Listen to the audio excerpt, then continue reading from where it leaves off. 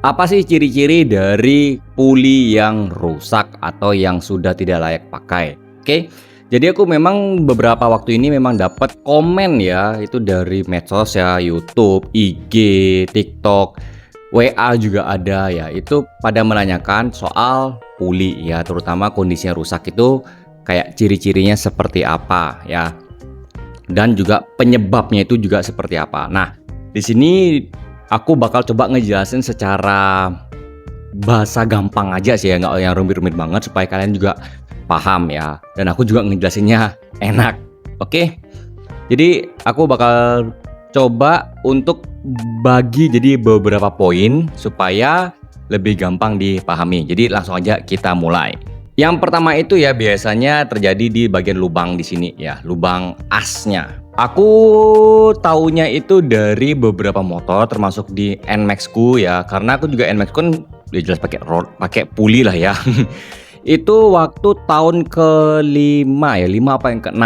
Itu ini sudah oblak ya di bagian lubangnya di sini. Ya. Ini sudah oblak. Itu benar-benar yang menurut aku sudah harus diganti karena ya kalau aku pertahanin itu bakalan merusak kruknya juga lama-lama ya, jadi bahaya bisa sampai ke dalam mesin. Penyebabnya apa ya, sudah pasti dari satu yang paling utama, usia pemakaian ya, itu sudah pasti. Yang kedua ya kalau memang kalian baru ganti kemudian juga terus oblak ya, kemungkinan besar itu dari kualitas barangnya. Mungkin kalian beli yang murah-murah atau yang custom-custom atau yang KW ya, bisa jadi. Yang kedua adalah di bagian jalur roller ya, itu sudah pasti juga karena namanya juga digerus ya sama roller ya, tuh diputer gitu, pemakaiannya juga yang ya usia lah ya, itu juga mempengaruhi karena semakin lama kan semakin tipis ini ya. Kalau sudah tipis lebih baik diganti aja, nggak usah diapa-apain, buang ya, nggak usah bilang eman, kasihan, enggak, itu malah kalian merusak motor kalian sendiri ya. Jadinya kalau kalian yang merasa ini sudah tipis, jalurnya sudah nggak bagus, mendingan diganti aja supaya nanti kinerja motor itu juga lebih enak, performanya lebih oke ya. Dan biasanya ya itu sudah pasti dari usia pemakaian. Dan yang kedua juga bisa dari pemakaiannya yang kasar ya, bisa seperti itu. Yang maksudnya yang kasar tuh kayak yang suka yang benar-benar ngung, nah kayak gitu tuh biasa berpengaruh. Terus juga yang ketiga itu biasanya dari demennya kalian itu yang kayak custom krok jalur ya, itu kan di krok tuh pasti ditipisin gitu loh, dibentuk dan ditipisin. Nah sudah pasti kalau yang kayak begitu ya lama-lama, bukan lama-lama sih ya, nggak waktu lama lah ya, itu untuk bisa ngebuat puli kalian tuh rusak ya. Jadi penyebabnya juga sebenarnya banyak ya, tapi kalau memang sudah tipis lebih baik diganti aja. Oh ya, satu lagi, roller yang peyang itu juga bisa ngebuat jalur roller tuh habis ya atau rusak, karena juga ya kalian juga mempertahankan roller yang sudah gak layak dipakai dan kalian cuman bilangnya eman untuk diganti ya, itu bahaya. Oke. Yang ketiga adalah sudut dari sininya ya, pulia di sini ya.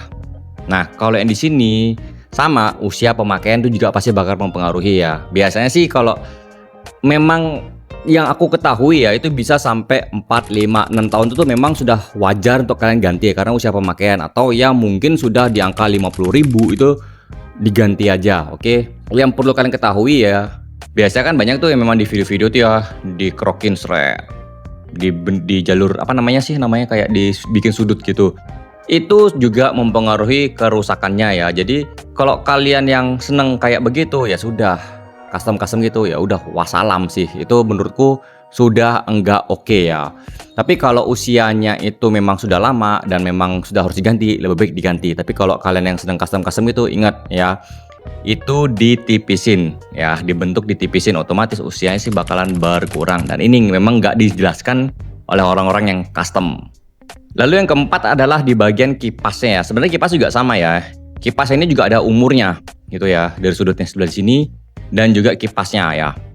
Nah sebenarnya sama dengan yang di bagian puli ya, cuman ini bagian kipasnya itu ya biasanya sih kayak dari segi kipasnya ini sudah nggak efisien, mungkin sudah retak atau pernah ada problem sehingga ya bentuknya sudah nggak karuan. Kemudian juga dari lubangnya sini, geriginya di bagian sini tuh sudah nggak layak dipakai ya. Kalau tanda-tandanya seperti itu lebih baik diganti aja ya, karena memang sekali lagi ya ini tuh bagian motor yang kerjanya itu lumayan berat ya sebagai penggerak ya. Jadi kalau kalian di sini yang merasa kayak aduh eman ya, motor kalian itu lebih kasihan ya. Jadi untuk penyebabnya sendiri itu memang bisa dibilang yang aku ketahui itu ya.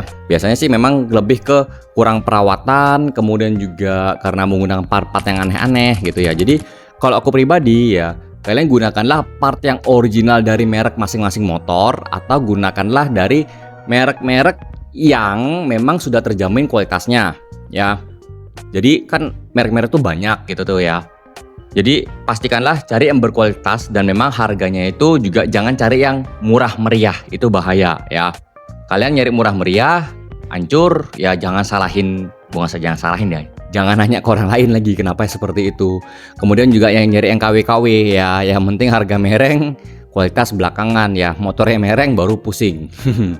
Oke, jadi kurang lebih seperti itu ya untuk kenapa puli itu bisa rusak dan penyebabnya apa dan indikasinya seperti apa ya. Jadi itu yang bisa aku jelasin ke kalian ya. Semoga kalian paham. Kalau ada yang kurang, kalian bisa tulis di kolom komentar ya. Mungkin aku ada yang lupa menjelaskan, silahkan tulis di kolom komentar. Oke, jadi kurang lebih seperti itu untuk video hari ini. Sampai jumpa di video berikutnya. Terima kasih sudah nonton. Bye bye.